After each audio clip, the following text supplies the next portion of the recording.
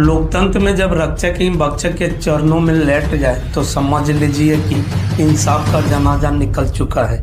जहां महाराष्ट्र राज्य की करोड़ों महिलाएं इस उम्मीद में देखती है कि उनके साथ हुए अन्याय के खिलाफ कोई आवाज उठेगी, लेकिन आज उसी कुर्सी पर बैठी शख्सियत रूपाली चाकंकर खुद कटघरे में है। सवाल तीखा है, जो हाथ महिलाओं के आंसू पोंछने के लिए थे वह एक बलात्कारी बाबा के पैर क्यों धो रही थी? रूपाली चाकंकर जी, आप महिला आयोग की अध्यक्ष थी।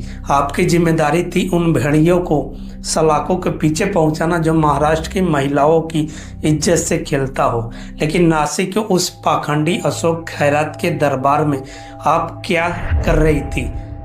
वही अशोक खैरात जिसने अपने ऑफिस को रेप का अड्डा बना रखा था, वही बाबा जिसके पास सैकड़ों अश्लील वीडियो बरामद हुए हैं। जब आप उस अपराधी की आरती उतार रही थी, जब आप उसके चरणों में नतमस्तक थी, कि आपको उन पीड़ित महिलाओं की चीखें सुनाई नहीं दी? एक तरफ आप महिला सशक्तिकरण के भाषण देती है और दूसरी तरफ एक ऐसे दरिंदे को ईश्वर शक्ति मानकर पूछती है। यह विरोधाभास नहीं है, महाराष्ट्र के महिलाओं के साथ सबसे बड़ा विश्वासघात है। सोचिए उस महिला के बारे में जो अशोक खैरात के जुल्म का शिकार हुई होगी। जब उसने अपने टीवी या मोबाइल पे महिला आयोग के अध्यक्ष को उसी दरिंदे के पैर धोते देखा होगा तो उसकी हिम्मत का क्या हुआ होगा? क्या वो पुलिस के पास जाने की हिम्मत कर पाई होगी? बिल्कुल नहीं, क्योंकि उसे लगा होगा कि जब न्याय की सबसे बड़ी रखवाली ही मुजरिम के मुरीद है तो इंसाफ तो मर चुका है।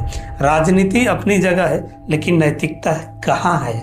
क्या कुर्सी इतनी बड़ी हो गई है कि एक अपराधी का पूजा करना, अनुष्ठान करना आपको सही लगा? इस्तीफा देना तो सिर्फ एक कानूनी प्रोसीजर है, लेकिन समाज के नज़रों में जो साख गिरी उसका हिसाब कौन देगा? यह सिर्फ रूपाली चाकंकर का मामला नहीं है, यह उस गंदी व्यवस्था का चेहरा है जहां सत्ता और अंधविश्वास का गठबंधन होता है। अशोक खैरात जैसे लोग इसलिए फलते फूलते हैं क्योंकि उन्हें सत्ता के गलियारों से आशीर्वाद मिलता है।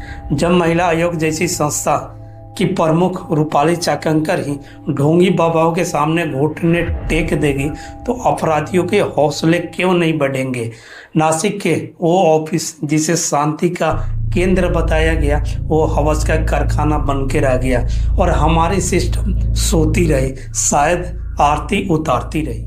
रूपाली चाकंकर इस्तीफा दे दिए, शोर मचेगा, जांच होगी, लेकिन महाराष्ट्र की माताएं और बहनें आज एक सवाल पूछ रही है कि क्या उनकी सुरक्षा उन हाथों में सुरक्षित है जो खुद अंधविश्वास और अपराधियों के सामने झुक जाते हैं? हमें भाषण नहीं, हमें वो रक्षक चाहिए जो मुजरिम के आंखों में आंखें डाल सके, ना कि उनके चरणों में गिर सके। अशोक खैरात कोर्ट के कटघरे में है। यह वीडियो उन लोगों के लिए एक आईना है जो रक्षक बनकर भक्षकों की ढाल बनते हैं। याद रखिए, जनता देख रही है और जनता माफ नहीं करेगी।